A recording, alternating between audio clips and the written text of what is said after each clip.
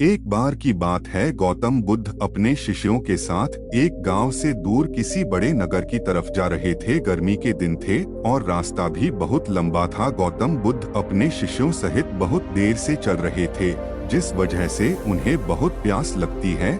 वहां से कुछ ही दूरी पर बरगद के वृक्ष की एक घनी छाव थी। सभी लोग उस वृक्ष के पास पहुंच जाते हैं। महात्मा बुद्ध अपने शिष्यों सहित वृक्ष की घनी छाया के नीचे विश्राम करने लगते हैं। बहुत देर से चलने की वजह से सभी का गला प्यास से सूख रहा था। यह बात बुद्ध जानते थे। बुद्ध ने अपने एक शिष्य को कहा, आप इस बरगद की छाया से 20 कदम दूर जाकर बरगद की 2 बार परिक्रमा करके वापस आओ। शिष्य वैसा ही करता है जैसा बुद्ध ने बताया। परिक्रमा के बाद जब शिष्य महात्मा बुद्ध के पास आया तो बुद्ध बोले कि क्या आपको किसी ठंडी हवा का अनुभव हुआ था? शिष्य बोला, हाँ महात्मा बुद्ध, उस उत्तर दिशा की तरफ से मुझे कुछ ठंडी हवा की अनुभव हुआ था। शिष्य की यह बात सुन महात्मा बुद्ध शिष्य से तुरंत बोले कि उसी दिशा में चले जाओ, जरूर वहाँ से कुछ ही दूर पर एक तालाब अवश्य मिलेगा। उस तालाब से सबके लिए पानी ले आओ। शिष्य उसी दिशा में जब कुछ दूर जाता है तो वहाँ सच में एक तालाब होता है। तालाब देख शिष्य बहुत प्रसन्न होता है और तालाब के निकट जाकर जैसे ही तालाब से पानी भरने वाला होता है, तभी शिष्य की नजर वहां दूर तालाब में कपड़े धो रही कुछ स्त्रियों पर जाती है। यह देख शिष्य मन में सोचते हैं कि यह पानी तो गंदा हो गया है, लेकिन जब शिष्य ध्यान से तालाब के पानी को देखते हैं कि अभी भी तालाब का कुछ पानी साफ है, इतने में 2 बैलगाड़ी जोर से तालाब के किनारे से होती हुई निकल जाती है। बैलगाड़ी के पहिए तालाब की मिट्टी के ऊपर इतनी जोर से निकलते हैं कि तालाब के नीचे बैठी बहुत सारी मिट्टी तालाब के ऊपर आ जाती है, जिस वजह से तालाब का बचा हुआ पानी भी गंदा हो जाता है। यह देख शिष्य बिना पानी लिए क्रोध में महात्मा बुद्ध के पास वापस चला जाता है। शिष्य बड़े ही निराशा भाव से महात्मा बुद्ध को सब बात बताता है।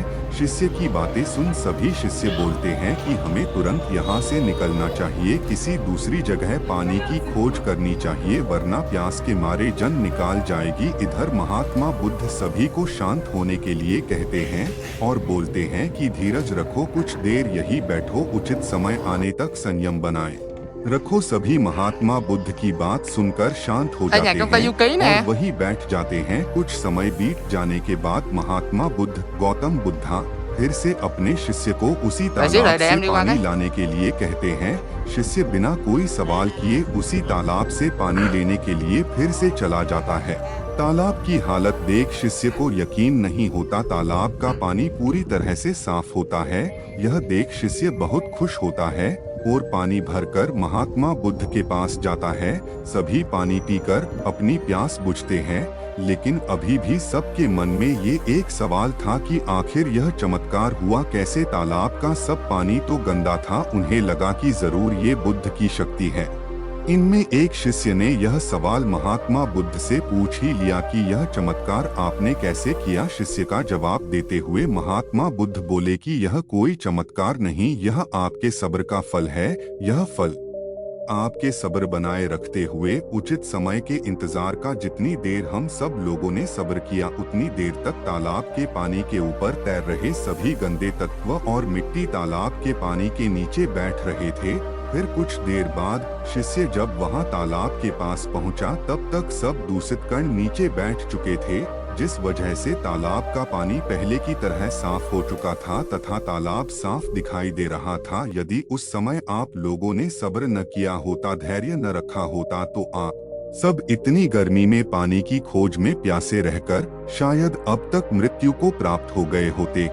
जो कि यहाँ से अगला कोई तालाब है या नहीं, और होगा भी तो क्या उसका पानी साफ होगा या नहीं? इन सब कारणों से आप कभी प्यास न बुझा पाते और प्यास से मर जाते। फिर इतना बोलने के बाद महात्मा बुद्ध शिष्यों को एक सीख देते हुए कहते हैं कि जैसी स्थिति हम लोगों के समक्ष आज आई है, वैसी ही स्थिति और मुश्किल दौर जिंदगी के हर मोड़ पर आएंगे। तब उस समय भी आपको ऐसे ही संयम बनाए रखना होगा और अपने विवेक से काम लेते हुए ही आपको एक उचित फैसले के साथ सही नतीजे पर पहुंचना होगा। हर मुश्किल दौर में सब्र रखते हुए ऐसे ही शांत मन से ही कोई फैसला लेना चाहिए जिसका आपके और दूसरों के लिए अच्छा हो, क्योंकि ऐसी स्थितियों में लोग अक्सर गुस्से में आकर अपना सब्र खो देते हैं और गुस्से तथा जल्दबाजी में गलत काम और फैसला कर बैठते हैं, जिसका बुरा परिणाम उनको भविष्य में देखने को मिलता है, जिसमें खुद का नुकसान अधिक होता है। कुछ परिस्थितियां जीवन में ऐसी होती है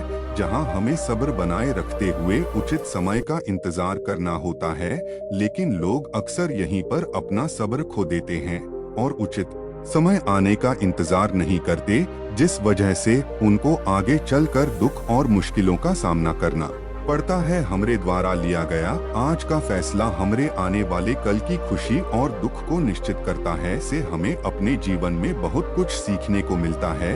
हमें अपने जीवन की उन अनमोल बातों और ज्ञान का बोध होता है जो हमें हमारे जीवन में बहुत काम आती है। अक्सर इंसान जिंदगी में आने वाली परेशानियों के बारे सुनकर बहुत परेशान हो जाता है, तो ऐसे में हमें ऐसी स्टोरीज से बहुत कुछ ज्ञानवर्धक बातें सीखने को मिलती है जो जीवन की मुश्किलों का सामना करने की ताकत देती है। यह स्टोरीज इंसान के मन में एक सकारात्मक ऊर्जा का संचार करती है, जो मन में बनने वाली नकारात्मक ऊर्जा को खत्म कर इंसान को सही राह की तरफ अग्रसर करती है।